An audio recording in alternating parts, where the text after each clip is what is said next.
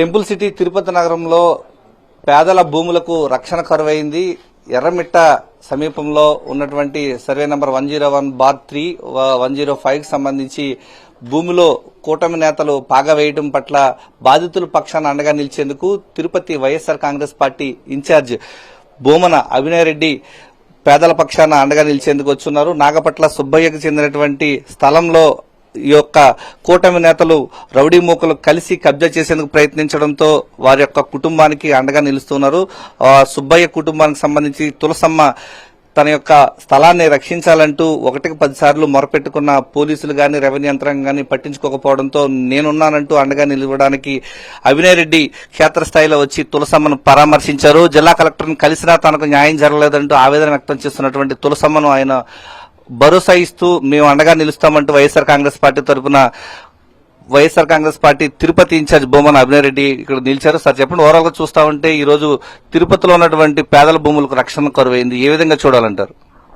తిరుపతిలో గత 2 సంవత్సరాలుగా కూటమి ప్రభుత్వం అధికారంలోకి వచ్చిన తర్వాత ఆకృత్యాలు ఆగడాలు మిన్నంటిపోయాయి. ఈ రౌడీ మూకలు ఎవరైతే కూటమి పార్టీలో నేతలుగా చలామణి అవుతున్నారో ఆకు రౌడీలైనటువంటి వాళ్ళు, మరి ముఖ్యంగా ఈ జేబీ శ్రీనివాస్, రవినాయుడు ఒక పేట రౌడీ, వీరి అండని చూసుకొని వీళ్ల అనుచర గణం వాళ్ల ప్రోద్బలంతో నిరుపేదల కుటుంబాల స్థలాల మీద పడి వాటిని ఆక్రమించేటటువంటి ప్రయత్నం నిర్విరామంగా జరుగుతోంది. మొన్న ఈ మధ్య తిరుమల బైపాస్ రోడ్లో ఉన్నటువంటి చాలా పెద్ద సైటు మీదకి జనసేన నాయకులు వెళ్లి పడడాన్ని మనం టీవీలో చూశాం. ఉపాధ్యాయ నగర్, తిమ్మినాయుడుపాలెం ఆ పరిసర ప్రాంతాల్లో రత్నం అనేటటువంటి వ్యక్తి స్థలాలను ఆక్రమించినటువంటి ఉదంతాలను విన్నాం. ఈరోజు ఎర్రమిట్ట శివజ్యోతి నగర్లో 3.5 ఎకరాలకు సంబంధించినటువంటి భూ వివాదం ఎన్నో ఏళ్లుగా నడుస్తోంది. తులసమ్మ, సుబ్బయ్య గారు వీళ్లు 12 ఏళ్లుగా రెవెన్యూ అధికారుల మీద వాళ్ల పోరాటాన్ని సాగిస్తున్నారు.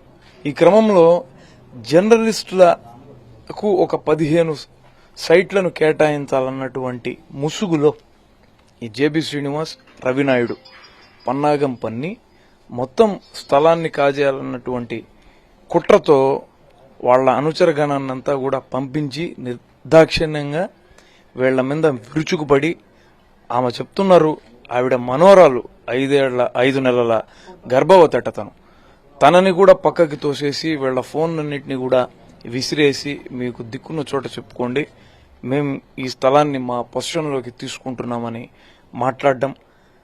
ఇక్కడ ఈ ఉదంతాన్ని కవర్ చేయడానికి వచ్చినటువంటి మీడియా వాళ్ల ఫోన్లను పెరికేసుకోవడం, ఇవన్నీ కూడా సోషల్ మీడియాలో మనం పెద్ద ఎత్తున ప్రచారం కావడాన్ని చూశాం. పైగా ఈరోజు ఆ పెద్ద మనిషి జేబీ శ్రీనివాస్ మీడియాతో మాట్లాడుతూ వైఎస్ఆర్ కాంగ్రెస్ పార్టీ హయాంలో వైఎస్ఆర్ కాంగ్రెస్ పార్టీ నేతలు చేసినటువంటి భాగవతాలన్నింటినీ బయట పెడతాం, మీ కథ చేలుస్తాం, అది ఇది అని చెప్పి వార్న్ చేస్తున్నాడు. అసలు ముందు నువ్వు చేస్తున్నటువంటి విషయం చెప్పాయా అంటే, నాకేం సంబంధం లేదు, నేను మీడియా వారికి రక్షణగా పోయానని. రక్షణగా నువ్వేంది పోయేది? ఏం పోలీసు వాళ్ళు లేరా? ఒకవేళ నిజంగా మీకు దాని మీద రైట్ ఉంటే పోలీసు వాళ్ళు మీకు రక్షణ కల్పిస్తారు, పొజిషన్లోకి తెప్పించుకోవడం కోసం మీకు నిలబడతారు. నువ్వేంది పోయేది? నీ మనుషుల్ని ఏంది పంపించేది? పైగా నువ్వు నీ అనుచరగణాన్ని పంపించి నాదేమీ లేదు, ఇదంతా కూడా మీడియా వాళ్ల కోసమే అని చెప్తూ, అంటే ఇప్పుడు మీడియా వాళ్లని నువ్వు దోషులుగా చిత్రీకరించే ప్రయత్నం చేస్తున్నావా? అంటే ఇదంతా మీడియా వాళ్ళు చేశారా? ఎవరు? సరే, ఆ 15 మంది ఎవరు? ఏ సీనియర్ జర్నలిస్టులకి ప్రభుత్వం ఇక్కడ భూమి కేటాయించింది? అంటే తిరుపతిలో మిగతా జర్నలిస్టులు ఎవరూ లేరా? కేవలం 15 మంది మాత్రమే మీ వర్గానికి సంబంధించినటువంటి వాళ్ళు, మీ పార్టీకి సంబంధించినటువంటి వాళ్ళు మాత్రమే ఇక్కడ భూమిని పొందేటటువంటి అవకాశం ఉందా? అంటే కండబలంతో, దౌర్జన్యంతో మీకు తోచింది చేయాలని అనుకుంటే, అంటే సమాజంలో మిగతా వాళ్ళందరూ కూడా చేతులు కట్టుకుని కూర్చుంటారని అనుకుంటే అది మీ అవివేకమే అవుతుంది. సరే, అలా కూడా అనుకుందాం, ఓ 15 మందికి స్థలాలు ఇచ్చినారు, మరి 3.5 ఎకరా స్థలాన్ని ఏం చేసుకుంటారు? మీ జోబులోకి వేసుకుందాం అనుకుంటున్నారా? ఎట్టి పరిస్థితుల్లోనూ వైఎస్ఆర్ కాంగ్రెస్ పార్టీ ఇలాంటి పద్ధతులను తీవ్రంగా వ్యతిరేకిస్తుంది, ఉపేక్షించదు, బాధితుల పక్షాన నిలబడుతుంది. మీ అందరి పీచం అనర్చడానికి మేము ఎంత పెద్ద పోరాటమైనా చేస్తాం. ఈరోజు తులసమ్మకి, వారి కుటుంబానికి మొత్తం తిరుపతి వైఎస్ఆర్ కాంగ్రెస్ పార్టీ శాఖ అండగా ఉంటుంది.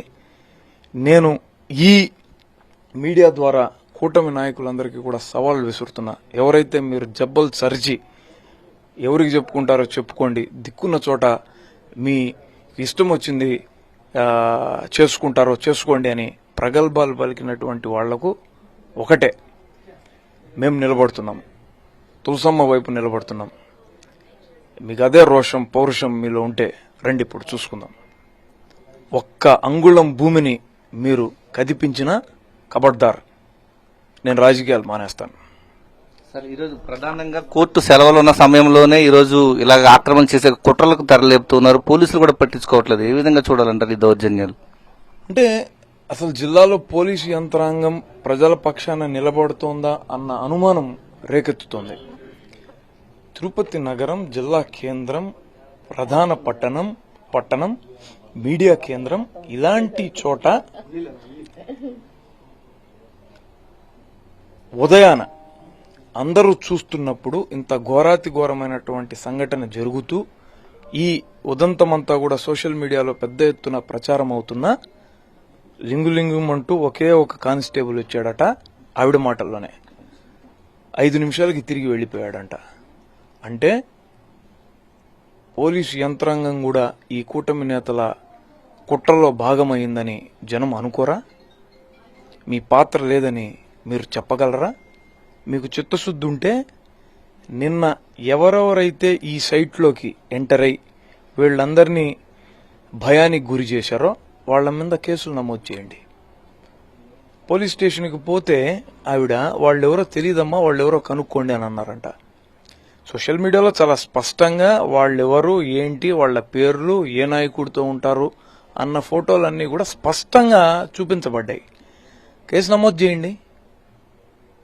నమోదు చేసి మీ చిత్తశుద్ధిని నిరూపించుకోండి. మీకు నిజంగా ఈ కూటమి ప్రభుత్వం ప్రజల పక్షాన నిలబడుతోంది అన్న సంకేతాలు పంపాలనుకుంటే ఈ దౌర్జన్యానికి పాల్పడినటువంటి వాళ్ళందరినీ కూడా వారిపైన కఠిన చర్యలు తీసుకోండి. అప్పుడు జనం నమ్ముతారు.